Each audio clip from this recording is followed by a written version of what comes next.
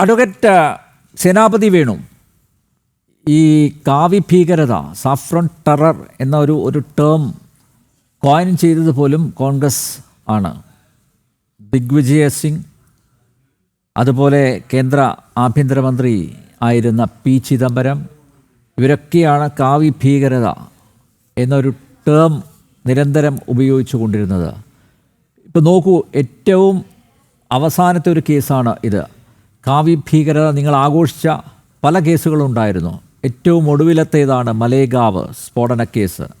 ആ കേസിലെ പ്രതികളെയും വെറുതെ വിട്ടിരിക്കുകയാണ്. കോടതി വിധിയെ എങ്ങനെ കാണുന്നു? ശ്രീ ജലീൽ പറഞ്ഞതുപോലെ ഇനിയിപ്പോൾ കോടതികളെയും നരേന്ദ്രമോദിയും കൂട്ടരും സ്വാധീനിക്കാൻ നോക്കി അല്ലെങ്കിൽ ഇടപെട്ടു, അങ്ങനെ ഒരു വാദം തന്നെയാണോ താങ്കളുടേത്? താങ്കൾ അങ്ങനെ പറയുമെന്ന് ഞാൻ കരുതുന്നില്ല. അല്ല, അങ്ങനെ ഒരു വാദമൊന്നും ഉയർത്താൻ ഞാനിപ്പോൾ തയ്യാറാകുന്നില്ല. അതിന് ആവശ്യമായ ബലമായ തെളിവുകളൊന്നും എൻ്റെ കയ്യിൽ ഇല്ലാത്തതുകൊണ്ട് ഞാൻ അങ്ങനെ ഒരു വാദഗതി ഉയർത്താൻ ആഗ്രഹിക്കുന്നില്ല. പക്ഷേ എന്നെ ഉത്കണ്ഠപ്പെടുത്തുന്നതും ഭയപ്പെടുത്തുന്നതും 2006 ബോംബെയിൽ ഏതാണ്ട് 11 സ്ഥലങ്ങളിൽ നടന്ന സ്ഫോടനം. ഞാൻ മനസ്സിലാക്കുന്ന എൻ്റെ ഓർമ്മ ശരിയാണെങ്കിൽ 193 ആളുകൾ മരണപ്പെട്ട വലിയ ഭീകരമായ സ്ഫോടനം. ബോംബെയിൽ നമ്മുടെ സൗത്ത് ബോംബെ കൊളാബ മുതൽ അങ്ങ് തുടങ്ങിക്കഴിഞ്ഞാൽ ഇങ്ങേ സൈഡിലോട്ട് പോയി കഴിഞ്ഞാൽ എനിക്കൊന്ന് ബോറിവലി വരെ ഉള്ള ഏതാണ്ട് 11ഓളം സ്ഥലങ്ങളിലാണ് ഭീകരമായ സ്ഫോടനം നടന്ന് 200ഓളം ആളുകൾ കൊല ചെയ്യപ്പെടുകയും അതിന്റെ 2, 3, 4 ഇരട്ടി ആളുകൾ അംഗഭംഗം വരികയും ഒക്കെ ചെയ്ത ഒരു സംഭവമായിരുന്നു 2006 ബോംബെ സ്ഫോടനം. കീഴ്ക്കോടതി, സെഷൻസ് കോടതി പ്രതികളെല്ലാം കുറ്റക്കാരാണെന്ന് കണ്ട് അവരെ വധശിക്ഷയ്ക്ക് വിധിക്കുകയും കുറച്ചു പേർക്ക് ജീവപര്യന്തം ശിക്ഷയൊക്കെ കൊടുത്തതാണ്. 19 വർഷത്തിന് ശേഷം ആ പ്രതികളുടെ എല്ലാം തെളിവുകളുടെ അഭാവത്തിൽ ബോംബെ ഹൈക്കോടതി, ഇപ്പോഴത്തെ മുംബൈ ഹൈക്കോടതി വെറുതെ വിട്ട വാർത്ത വന്ന് ഇപ്പൊ 3-4 ദിവസങ്ങളെ ആയിട്ടുള്ളൂ നമ്മൾ കേട്ടതാണ്. സമാനമായ ഒരു വാർത്തയാണ് ഇപ്പൊ പുറത്തു വന്നിരിക്കുന്നത്. 2008 നടന്ന മലേഗാവ് സ്ഫോടനത്തിൽ എന്റെ ഓർമ്മ ശരിയാണെങ്കിൽ 6 പേരാണ് മരിച്ചത്. ഏതാണ്ട് അതിലും 100ഓളം ആളുകളുടെ പരിക്ക് ഉണ്ടായ ഒരു സംഭവമാണ് വന്നിരിക്കുന്നത്. ആ കേസിലെ പ്രതികളെയും ഇപ്പോൾ നേരത്തെ പറഞ്ഞ ആ വിധി സ്റ്റേ ചെയ്തിട്ടുണ്ട് കേട്ടോ. സ്റ്റേ ചെയ്തുവെങ്കിലും സ്റ്റേ ചെയ്യുക എന്നുള്ളത് അതെല്ലാം ഒരു നിയമത്തിന്റെ ഒരു പ്രക്രിയയുടെ ഭാഗം ആണ്. ഇപ്പം ഞാൻ പറഞ്ഞു വന്നത് നമ്പ്യാരെ, ഈ 2 കാര്യവും പ്രത്യേകിച്ച് ഇപ്പം അഭിഭാഷകനായിട്ട് പ്രവർത്തിക്കുന്നു എന്ന നിലയിൽ എന്നെ സംബന്ധിച്ചിടത്തോളം ഇത് രണ്ടും ഭയപ്പെടുത്തുന്ന വാർത്തകളാണ്. അത് മറ്റൊന്നുമല്ല, ഇപ്പോ സ്വാതി പ്രഗ്യാ സിംഗ് ഈ കേസിൽ, മലേഗാവ് സ്ഫോടന കേസിൽ അവര് നിരപരാധിയാണ് എന്ന് കോടതി പറഞ്ഞിട്ടില്ല. അങ്ങനെ നമ്മൾ വ്യാഖ്യാനിക്കുകയും ചെയ്യരുത്. Lack of evidences to corroborate with the offence, തെളിവുകളുടെ അഭാവത്തിൽ അവരെ വെറുതെ വിടുന്നു. അത് തന്നെയുമാണ് ബോംബെ ഹൈക്കോടതി പറഞ്ഞിരിക്കുന്നത്. അഡ്വക്കേറ്റ് സേനാപതി വേണു, ഇപ്പൊ താങ്കൾ ഉപയോഗിക്കുന്ന മോട്ടോർ ബൈക്ക് താങ്കൾ ഒരു തീവ്രവാദ പ്രവർത്തനത്തിന് വേണ്ടി വിട്ടുകൊടുക്കുമോ? ഇതാ ഞാൻ ബൈക്ക്, എൻ്റെ മോട്ടോർ സൈക്കിൾ ഞാൻ വിട്ടു തന്നിരിക്കുന്നു, നിങ്ങൾ ഇതിൽ സ്ഫോടക വസ്തുക്കൾ നിറച്ച് വെച്ചോളൂ എന്നങ്ങനെ ആരെങ്കിലും ചെയ്യുമോ? അല്ല, അതൊക്കെ സാമാന്യ ബോധമുള്ള കോമൺ സെൻസുള്ള ആരെങ്കിലും ചെയ്യുമോ? അല്ല, അതൊക്കെ ഓരോരുത്തരുടെ കോമൺ സെൻസും ഓരോരുത്തരുടെ ഉള്ളിലുള്ള എന്താ പറയുക കുറ്റവാസനയുടെ ഒക്കെ ഭാഗമായിട്ട്. അതൊന്നും നമുക്കാർക്കും പ്രെഡിക്റ്റ് ചെയ്യാൻ പറ്റുന്ന ഒരു കാര്യമല്ലല്ലോ. ആരെങ്കിലും ഇന്ന കാര്യത്തിന് വേണ്ടി ഇന്നത് ചെയ്യുമോ എന്നുള്ളത്. ഇവിടെ ചർച്ച ചെയ്യാൻ മോട്ടോർ സൈക്കിൾ അല്ലെങ്കിൽ താങ്കളുടെ കാറ് താങ്കൾ വിൽക്കുന്നു, അത് കുറെ കാലത്തിന് ശേഷം, ഇപ്പം അതിന്റെ ഓണർഷിപ്പ് ട്രാൻസ്ഫർ ചെയ്തിട്ടുണ്ടാവില്ല ഒരു പക്ഷേ കുറെ കാലത്തിന് അല്ല, വല്ല ബാംഗ്ലൂരിലോ ഹൈദരാബാദിലോ അല്ലെങ്കിൽ ഡൽഹിയിലോ ആരെങ്കിലും തീവ്രവാദ പ്രവർത്തനത്തിന് വേണ്ടി അല്ലെങ്കിൽ സ്ഫോടനത്തിന് വേണ്ടി ഈ വാഹനങ്ങൾ ഉപയോഗിക്കുന്നുണ്ടെങ്കിൽ അഡ്വക്കേറ്റ് സേനാപതി വേണു എങ്ങനെയാണ് പ്രതിയാവുന്നത്?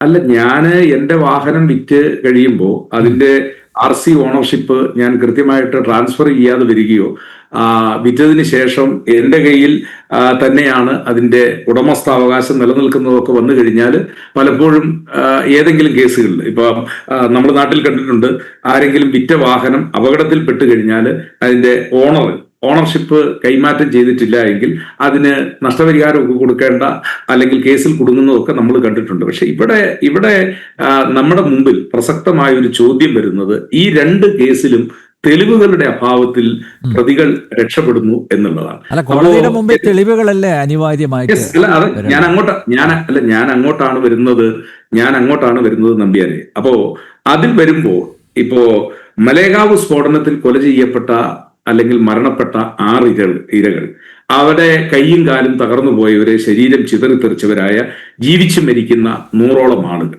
ഈ ഇരകൾക്ക് എവിടെ നിന്ന് നീതി കിട്ടും? നമ്പർ 1.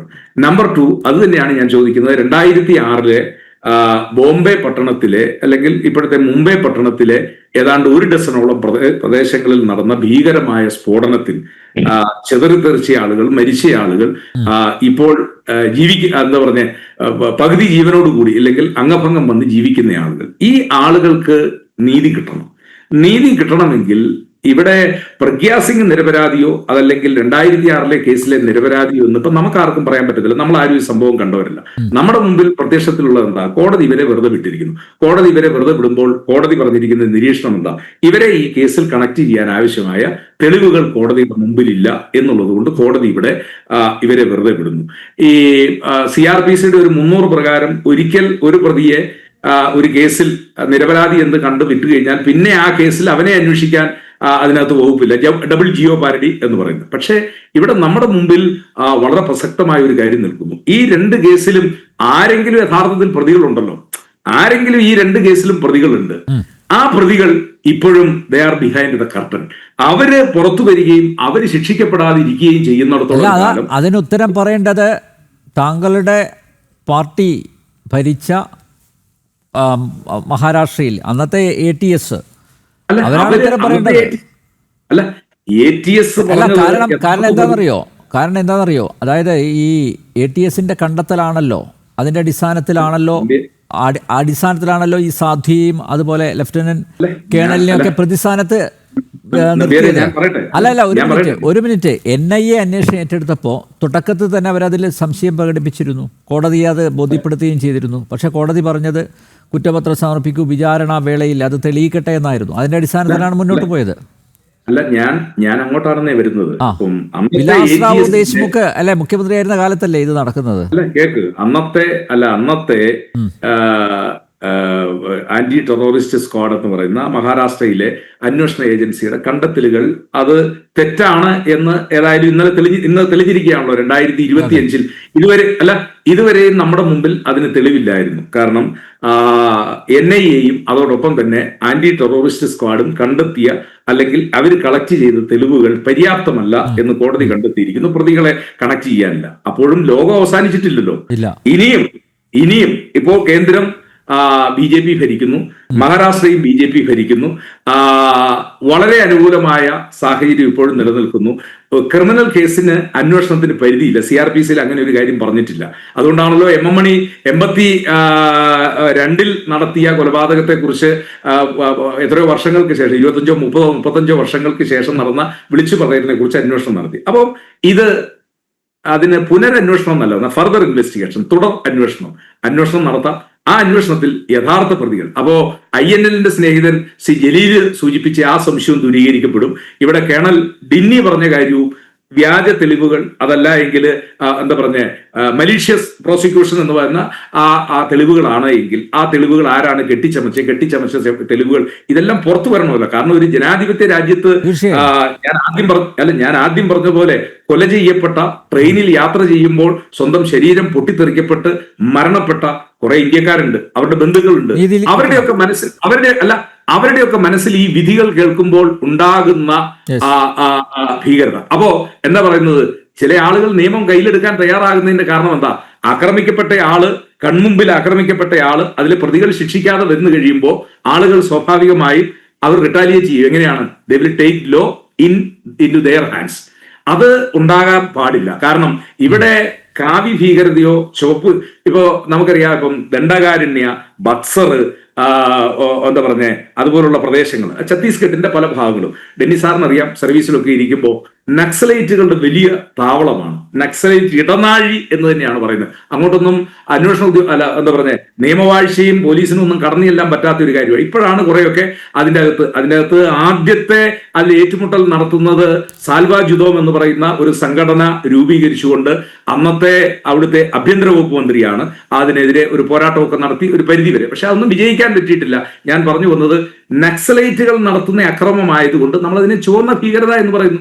ഏതെങ്കിലും മതത്തിന്റെ പേരിൽ, മതത്തിന്റെ ആളുകളല്ലല്ലോ, മതത്തിന്റെ പേരിൽ ചില ആളുകൾ സാമൂഹ്യ വിരുദ്ധ പ്രവർത്തനം, സ്ഫോടനം നടത്തുന്നു, അതല്ലെങ്കിൽ മറ്റാളുകളെ കൊല്ലുന്നു, വിധ്വംസക പ്രവർത്തനങ്ങൾ നടത്തുന്നു. ആ വിധ്വംസക പ്രവർത്തനങ്ങൾ ഏതെങ്കിലും ഒരു ലേബലിന്റെ പേരിലാകുമ്പോഴാണ് ആ ലേബലിനെ കൂട്ടി വിവരിക്കുന്നത്. അല്ലാതെ കാവ്യ ഭീകരത എന്ന് പറയുന്ന ഒരു ഭീകരത അതൊക്കെ സാങ്കല്പികമാകാനേ കാര്യമുള്ളൂ. പക്ഷെ കാവ്യയുടെ മറ പറ്റിക്കൊണ്ട് ആണ് ഇത് നടന്നിരിക്കുന്നത് എങ്കിൽ അല്ല എന്നാണ് ഇപ്പൊ നിങ്ങൾ വിവക്ഷിക്കുന്നത്. കാരണം അവരെ വെറുതെ വിട്ടിരിക്കുന്നു. പക്ഷെ വെറുതെ വിടുമ്പോഴും they are not innocence. Malegaon സ്ഫോടന കേസിൽ വിധി വന്ന പശ്ചാത്തലത്തിലെങ്കിലും ഒരു യുവ സന്യാസിനി കസ്റ്റഡിയിൽ ടോർച്ചർ ചെയ്യപ്പെട്ടതിനെ ഒന്ന് അപലപിക്കാനുള്ള ഒരു മനസ്സെങ്കിലും കാണിക്കണ്ടേ? അത്രയും ക്രൂരമായിട്ടാണ് പീഡനത്തിന് ഇരയായത്, വിധേയായത്. ഞാൻ ക്രിമിനൽ ലോയിൽ പ്രാക്ടീസ് ചെയ്യുന്ന ഒരു അഭിഭാഷകനാണ്. അപ്പോ പ്രതികൾ വെറുതെ വിടപ്പെടുന്നത് അവർ നിരപരാധികളായതുകൊണ്ടല്ല. പല കേസിലും അവർക്ക് എതിരെയുള്ള കൃത്യമായ തെളിവുകൾ ഹാജരാക്കുന്നതിന് പ്രോസിക്യൂഷന് കഴിഞ്ഞിട്ടില്ല. ഇവിടെ അവർ നിരപരാധിയാണ് എന്ന് ബോധ്യപ്പെടണമെങ്കിൽ എങ്ങനെ ബോധ്യപ്പെടും?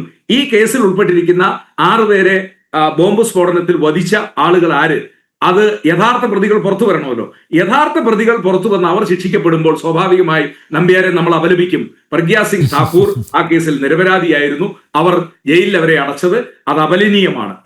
യഥാർത്ഥ പ്രതികളെ കണ്ടെത്താത്ത അന്നത്തെ ഞാൻ നേരത്തെ പറഞ്ഞ പോലെ കോൺഗ്രസ് ഭരിച്ച മഹാരാഷ്ട്ര സർക്കാരിന്റെ കീഴിലുണ്ടായിരുന്ന മഹാരാഷ്ട്ര ATS അവരാണല്ലോ.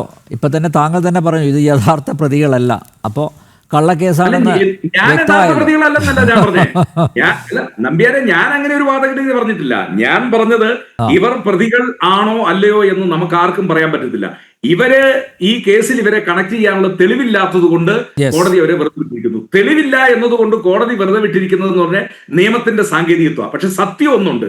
ആ സത്യം അത് തെളിയണമെങ്കിൽ അത് എന്താ പറഞ്ഞ, ചിലപ്പോൾ നിയമത്തിന് തെളിയിക്കാൻ പറ്റിയല്ല. അത് എപ്പോൾ തെളിയുമെന്നുള്ളത് അത് കാലത്തിനോ ചരിത്രത്തിനോ ഒക്കെ പറയാനായിട്ട് പറ്റത്തുള്ളൂ. അതുകൊണ്ട് എനിക്ക് ഈ ചർച്ചയിൽ അഭ്യർത്ഥിക്കാനുള്ളത്, ഇപ്പൊ മഹാരാഷ്ട്ര ഭരിച്ചുകൊണ്ടിരിക്കുന്ന ഗവൺമെന്റും എന്താ പറഞ്ഞ ഡബിൾ എഞ്ചിൻ സർക്കാരാണ്. സർക്കാർ ഇതിനെക്കുറിച്ച് അന്വേഷണം നടത്തണം. അന്വേഷണത്തിൽ ഇവിടെ ജലീല് പറഞ്ഞതുപോലെ ഈ ഫാബ്രിക്കേറ്റഡ് എവിഡൻസ് ആണ്, ഇവരെ എന്താ പറഞ്ഞ കൃത്രിമ തെളിവുകളാണെങ്കിൽ ആ കാര്യങ്ങളെല്ലാം ഒന്നൊന്നായി പുറത്തു വരട്ടെന്നേ. പുറത്തു വന്ന് ജനങ്ങൾ അറിയണമല്ലോ. അറിഞ്ഞുവെങ്കിൽ മാത്രമാണ് അവിടെ മരിച്ച 6 പേർക്കും ഇപ്പുറത്ത് മരിച്ച 193 പേർക്കും നീതി ലഭിക്കുകയുള്ളൂ. ആ നീതിക്ക് വേണ്ടി ഇനി നമുക്ക് കാത്തിരിക്കാം എന്നാണ് നമ്പ്യാരെ 1ാം ഫേസിൽ.